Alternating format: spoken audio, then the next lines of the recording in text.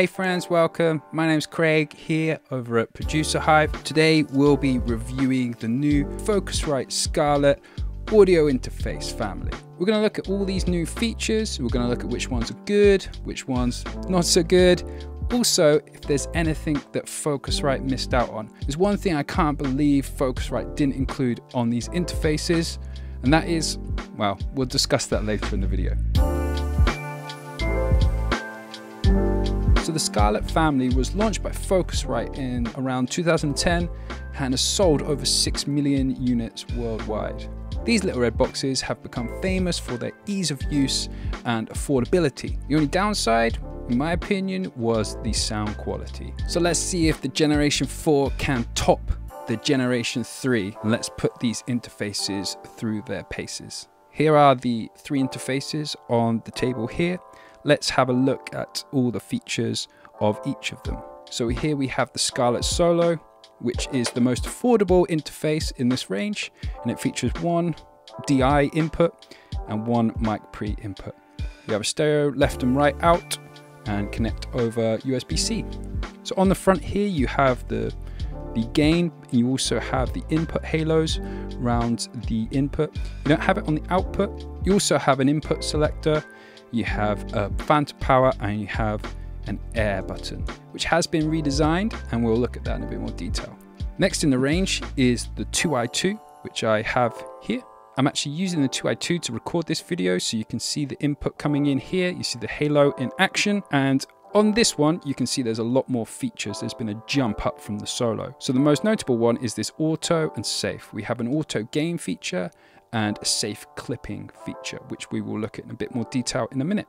We have the air input selector. Also, we have the 48 volts, and then we just have a select to choose which one we're editing. Also, another nice upgrade from the Generation 3 is on the Generation 4, we have the halo on the output. That's on the 2i2 and the 4i4, not on the Solo. So we have the direct monitoring.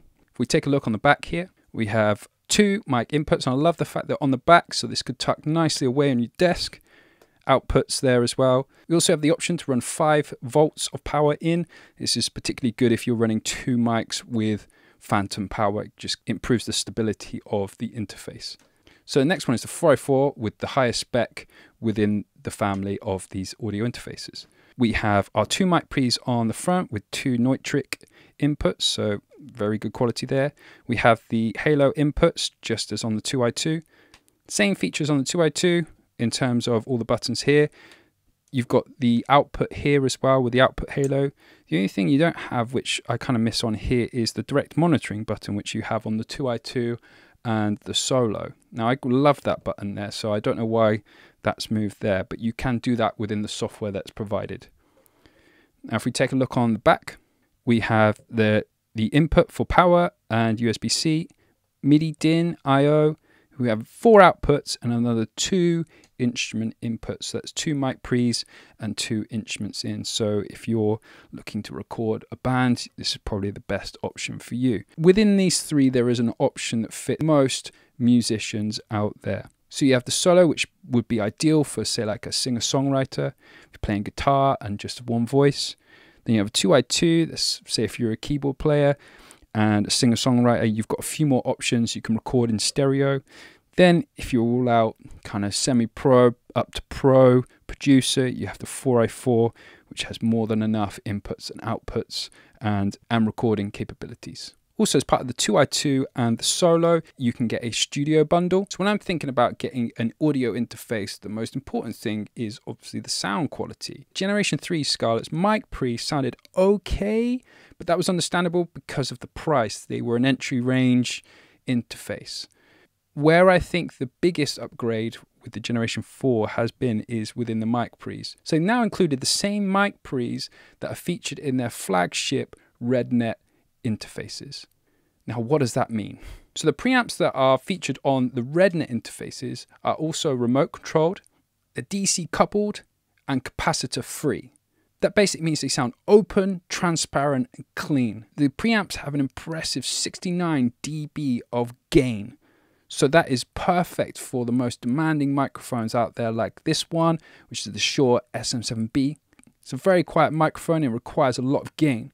So there'll be no need for a cloud lifter if you get this interface. So two of the most useful new features on the Focusrite Scarlett Generation 4 is auto gain and clip safe. So auto gain listens to how loud your instrument or mic is coming in and automatically sets the optimal gain level. This is perfect if you're a beginner and unsure of what sort of volume to record at. Focusrite's new auto gain will sort that out for you. So you can see on my interface here, I have an auto button. If I simply hold that down, this dial will turn blue. You play or sing your instrument at the loudest you possibly can for 10 seconds, and then it sets the gain accordingly. So let's try that out.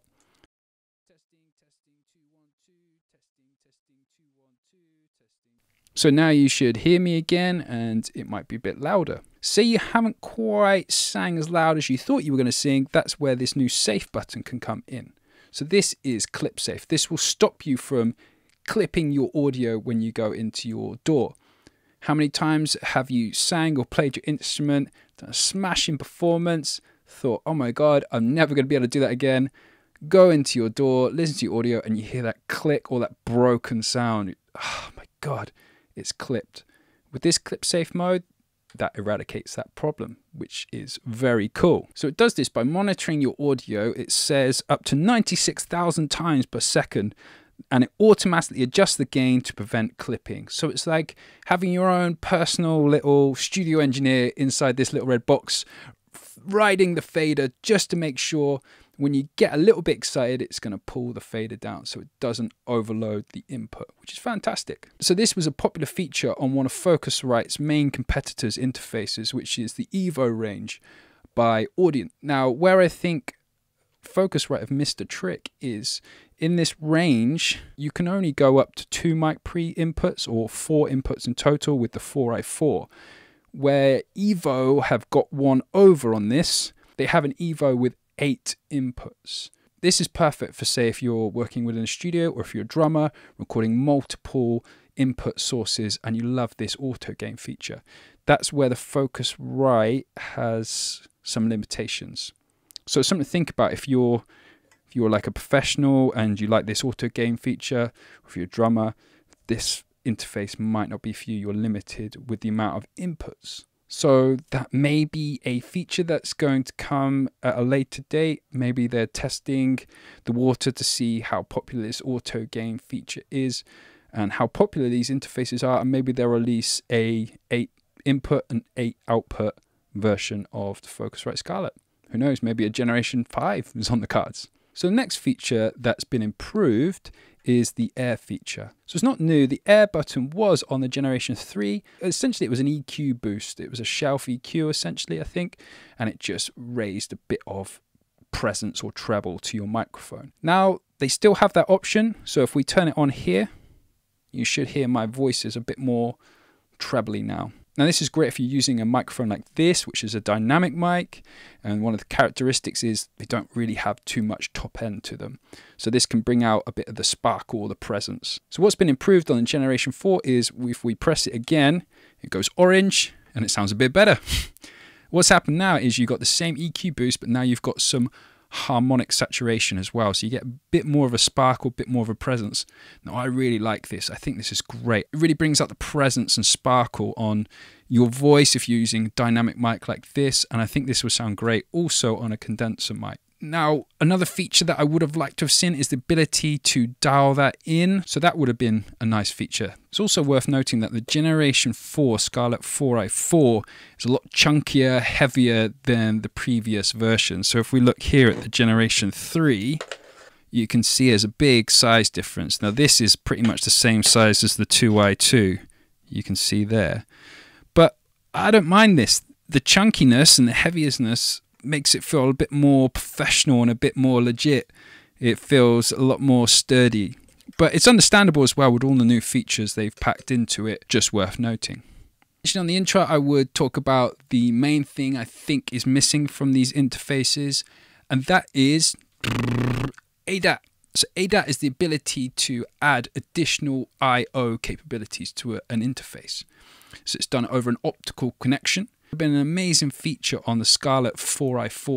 You could have plugged in one of the Focusrite's 8 Pre, I think it's called Octa Pre. Another downside to these interfaces is the headphone output here. It says on the pre-release that it's been updated. They've said they've improved the headphone output, but in my opinion, it's made it very quiet.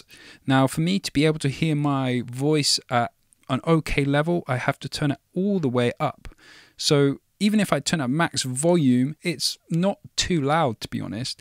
If we have it past 12 o'clock, it's almost inaudible. It's just worth mentioning that it's quite quiet in comparison to other audio interfaces. Okay, so in conclusion, Generation 4 is a massive improvement all round from the Generation 3, in my opinion. The mic pre's are much better, a lot more clearer, a lot more usable. The airband with the new saturation, like harmonics feature, again is a lot more usable. This auto gain feature is very useful for beginners who are unsure what gain levels to set. So they're definitely worth the money, they're definitely worth the upgrade from the Generation 3. Found this video helpful, don't forget to like and subscribe. It really helps us build this channel and bring more videos like this to you. I've been Craig, hopefully I'll see you in a video sometime again soon. Bye for now.